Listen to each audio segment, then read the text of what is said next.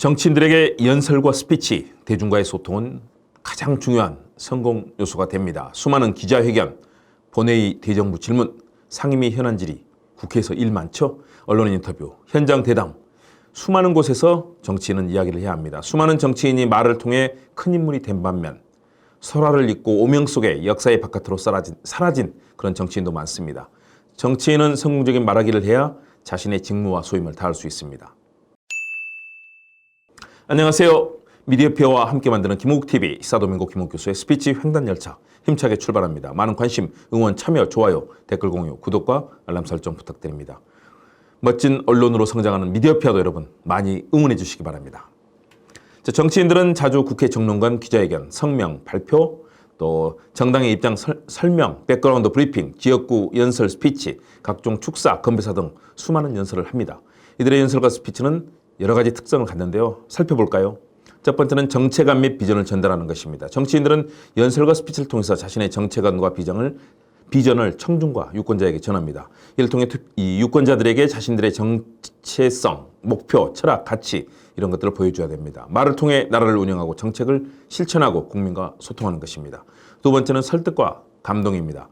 정치인들은 연설과 스피치를 통해 이 유권자를 설득하고 감동시켜야 됩니다. 그래야 정치인을 따르는 국민과 지지 그룹이 생기고 이들의 열렬한 성원과 지지를 바탕으로 정치력을 키웁니다. 흔히 말하는 팬덤이 없는 정치인은 중요한 인물로 성장할 수 없습니다. 강력한 논리와 감정을 이용해 청중들의 마음을 움직이고 지지를 얻어야 합니다.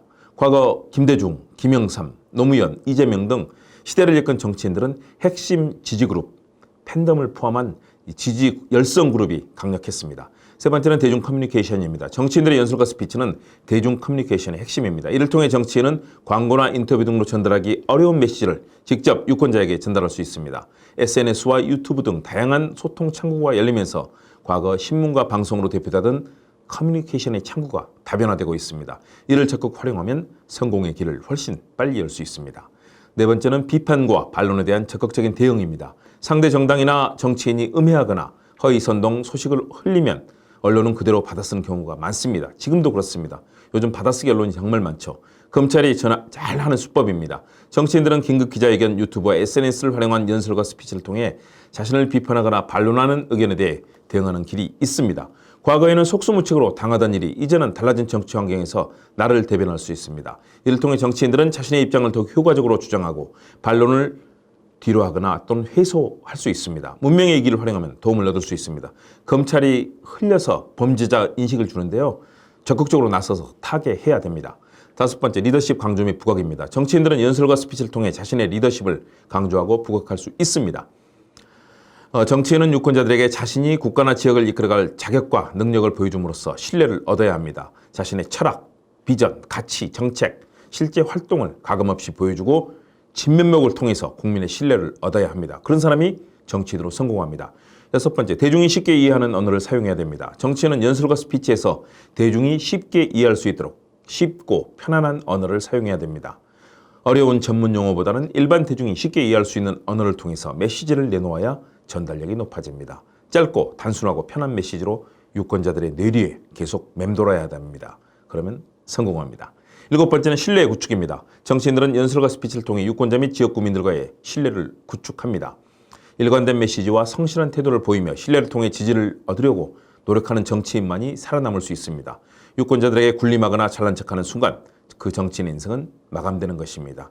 유권자를 속여서는 절대 성공할 수 없습니다. 여덟 번째, 현안에 대한 적극 대처입니다. 정치인들은 연설과 스피치를 통해 현재의 이슈나 문제에 대한 대처 방안을 제시해야 합니다. 정치인은 유권자들에게 자신이 문제를 심각하게 또 중요하게 인식하고 있다는 점을 보여줘야 됩니다. 그리고 이를 해결하기 위해서 노력하고 있음을 자주 입증해야 유권자들이 지지를 계속합니다. 내 편이 되어주지 않는 정치는 죽은 정치가 됩니다. 159명의 사망자가 난 이태원 헬로윈 참사에 대해서 정치권이 어떻게 대응하고 있는가 여러분 생각해 보시면 잘 알 수 있을 겁니다. 아홉 번째는 강력한 표현력이 담긴 메시지입니다. 정치인들은 연설과 스피치에서 강력한 표현력을 발휘해야 됩니다. 이들은 감정을 자극하는 단어나 표현, 비유 등을 사용해서 청중의 관심을 끌고 메시지를 강조합니다. 평이하면 관심을 끌 수 없습니다. 해결책이 없는 극단적인 비난은 도리어 자신에게 화살이 되어 돌아옵니다. 독화살 맞으면 죽습니다. 10번째는 마케팅 요소를 적극 활용하는 것입니다. 정치인들은 연설과 스피치에서 마케팅 요소를 적극 활용해야 됩니다. 청중들의 관심을 끌기 위해 스토리텔링, 스토리 두잉, 스토리 리빙 이런 다양한 기법을 활용하고 또 마케팅에서 쓰는 기법도 적극 끌어들여야 됩니다. 강조의 포인트, 메시지 반복 등을 사용해서 자신의 이 메시지를 적극적으로 강화하고 소통해야 됩니다. 정치인들은 연설과 스피치를 통해서 자신의 정치적 목표를 이루고 유권자들의 지지를 획득해야 되는 그런 운명을 타고났습니다. 이런 요소를 적극 활용해서 효과적인 연설과 스피치를 준비하고 구사함으로써 대중의 지지를 지속적으로 획득해 나가야 긴 생명을 가진 정치인이 되고 국민의 사랑을 받습니다.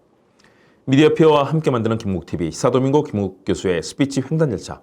오늘은 정치의 최종 병기 연설과 스피치에 대한 이야기차 운행을 해보았습니다. 여러분 감사합니다.